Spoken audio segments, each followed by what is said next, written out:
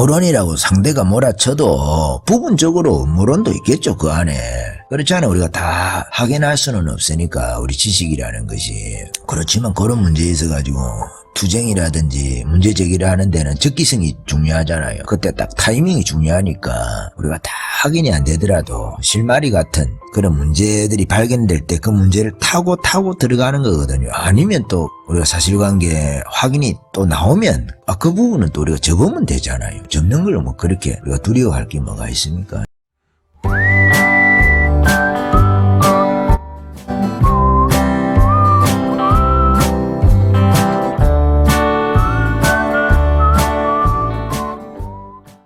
교회인데 예전에는 이제 교회하고 사상적인 세력하고 영적인 세력하고 이렇게 약간 간접적으로 전투를 벌이다가 지금은 직접적으로 이렇게 전투를 벌이는 양상으로 되어져 가는 것 같습니다. 근데 교회가 어중간한 입장을 지금 취하려고 하는 측면들이 있거든요. 그래서 이런 문제에 있어 가지고 교회가 사상전을 치루어야 되는 것 같은 이런 좀 안타까운 일이 있습니다. 지금은 국민주권 시대니까 국민들이 깨어나지 않으면 국가는 어쩔 수가 없는 거죠. 국민이 깨어나지 않으면 국가는 소망이 없는 거예요, 사실은. 그런 측면에서 이번 선거에서도 우리가 참 많이 비애감을 느끼고 좌절감도 느끼고, 그렇다고 해도 어떻게 하겠습니까? 우리가 하나님께 기도하고 하나님께서 이런 선동이 이 나라에 먹히지 않도록 국민들이 정신을 차릴 수 있도록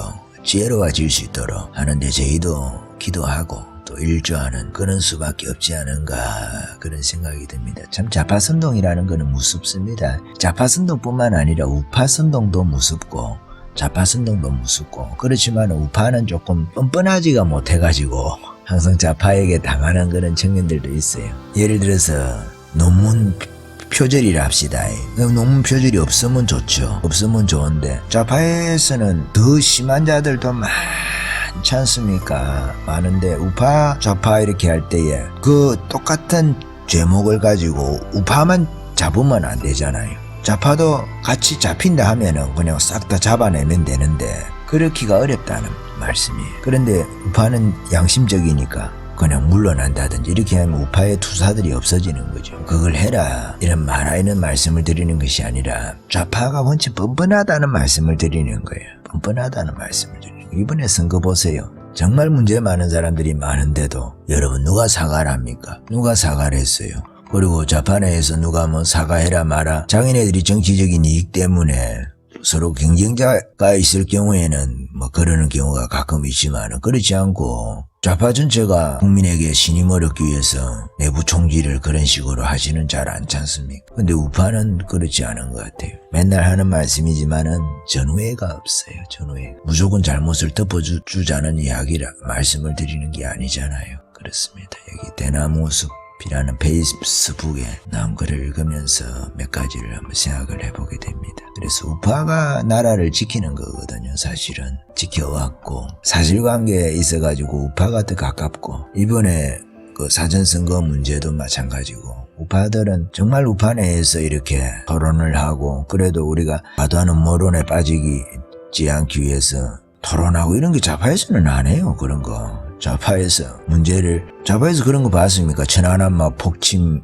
예를 들어서 이런 거에 대해서 미국이 했다 이러면 그 자기네들끼리 음모론이라면서 자발적으로 그 자정 기능을 하고 이런 거 안 하잖아요. 세월의 음모론 역시 마찬가지고 광우병 때 그리 합니까? 그냥 아이고 잘한다 맞든 틀리든 간에 그 선동이라는 것이 자기네들한테 유리하면 그냥 계속 부채질을 하는 거예요. 그냥 그것이 문제가 있다는 것을 알면서도 그냥 부채질 하잖아요. 박근혜 탄핵 때도 마찬가지. 우파도 똑같이 하자는 말씀을 드리는 것이 아니라, 우파 같은 경우에 우리가 한 팀으로 크게 볼 때 우리가 한 팀으로 움직이는, 결집할 수 있는 그런 측면이 필요하다는 말씀을 드리는 거예요.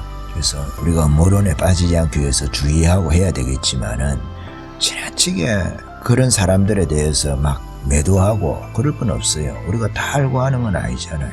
사실관계 밝히자는 거니까 뭐가 문제입니까? 그게 우리끼리 싸울 일이 아니단 말이에요. 성간이하고 싸우다 보면 그 사실관계가 밝혀질 거 아니겠어요. 밝혀지면 수긍하면 되는 것이고 아니면 계속적으로 또 문제 제기를 하고 주장을 하면 되는 것인데 그런 음모론 자체를 너무 겁을 내가지고 다 밟아버리면 투쟁이 안 된다는 거예요. 모든 증거를 갖고 싸우는 사람이 어디 있습니까? 좌파에는 그래 하잖아요. 이 이미지를 씌우기 위해서 거짓말을 동원을 하는데 우파 내에서는 확실하게 거짓말로 밝혀진 것이 아니라고 한다면 어느 정도는 끌고 갈 수 있도록 그 동력을 차단을 하면 안 된다는 말씀을 드리는 거예요. 왜냐하면 그것이 불씨가 돼가지고 정말로 문제를 확인할 수 있는 그런 계기가 되거든요. 계기가 되고 전에도 말씀드렸지만은 사전선거 이 문제를 우리가 문제 삼을 수도 있는 것이고 사전선거 폐지하는 데 있어 가지고도 이런 문제 제기들이 쌓여가지고 사전선거를 아예 폐지할 수 있으면은 선거하라고 있는 날에 놀러가라고 있는 날이 아니잖아요. 그날이. 그날 선거 안 하면 선거 안 하는 것이지. 그렇잖아요. 국경일입니까 그날이 어디. 선거하라고 있는 날이지. 근데 무슨 사전선거를 굳이 할 필요가 있냐는 말씀이에요. 한편으로 생각을 하면. 거기다가 우파에 대해서 우파에 계속 불리한 선거 결과 위주로 지금 사전선거가 나오는데 그러면 투쟁을 해가지고 사전선거 없애는 데라도 이런 부분들이 기여를 할 거 아니겠어요. 지금 계속 관리부실은 분명하게 나오니까 그러면 이런 부분들을 불을 끌려고 차단을 하면 안 된다. 그렇게 해가지고는 아무것도 싸울 게 없어요. 사실은 싸울 때도 우리가 뭔가 근거가 실마리 같은 걸 가지고 투쟁을 하는 것이지 다 확인된 사실 가지고 싸우면은 항상 그러면 싸움이 한 타이밍이 늦단 말이에요. 이 선거 끝나고 지금 안 싸우면 그러면 사실관계 다 확인하고 한 달 뒤에 문제를 제기해가고 싸우면 그 타이밍이 안 맞잖아요. 그러면은 무슨 말이냐, 사실관계를 다 확인해서 우리는 하자. 너무 철저하게 그렇게 하면 그 싸움이 안 된다고요. 적기성을 놓쳐가지고 투쟁의 시기를 놓쳐가지고 안 된다는 말씀이에요. 뭔가 좀 실마리 같은 문제가 발견되면 그거 가지고 투쟁을 하는 거고 그거 가지고 여론을 조성해 가는 것이고 음모론이라고 상대가 몰아쳐도 부분적으로 음모론도 있겠죠. 그 안에. 그렇잖아요. 우리가 다 확인할 수는 없으니까 우리 지식이라는 것이. 그렇지만 그런 문제에 있어가지고 투쟁이라든지 문제제기를 하는 데는 적기성이 중요하잖아요. 그때 딱 타이밍이 중요하니까 우리가 다 확인이 안 되더라도 실마리 같은 그런 문제들이 발견될 때 그 문제를 타고 들어가는 거거든요. 아니면 또 우리가 사실관계 확인이 또 나오면 그 부분은 또 우리가 접으면 되잖아요. 접는 걸 뭐 그렇게 우리가 두려워할 게 뭐가 있습니까? 저도 유튜브를 조금 이렇게 말씀을 드리고 하다 보면은 사실관계 틀린 부분도 있잖아요. 그럼 뒤에 수정해가지고 잘못됐다라고 말씀을 드리면 되잖아요.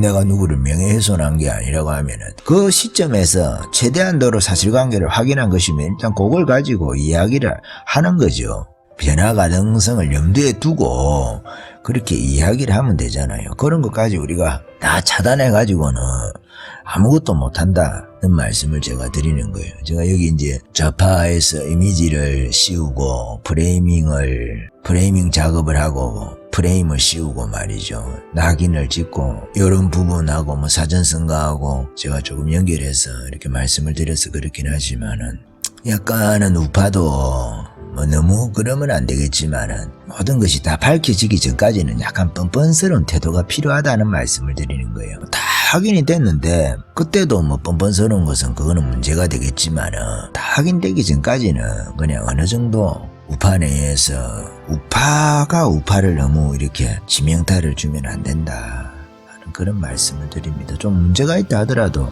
그런 문제에 대해서 키울 거는 키우고 어떤 때는 좀 이렇게 목소리를 줄일 거는 줄이고 그렇게 해야지 완전히 없애버려가지고 또 다음에 문제 제기를 못 하잖아요. 그럼 우파에서 먼저 막 그래버리면은 그런 측면이 있기 때문에 우리가 어느 정도 합리적이라고 하면은 그리고 다음에 또 언제든지 문제에 대해서 반론이 나오고 반증이 되면 그 접으면 되니까.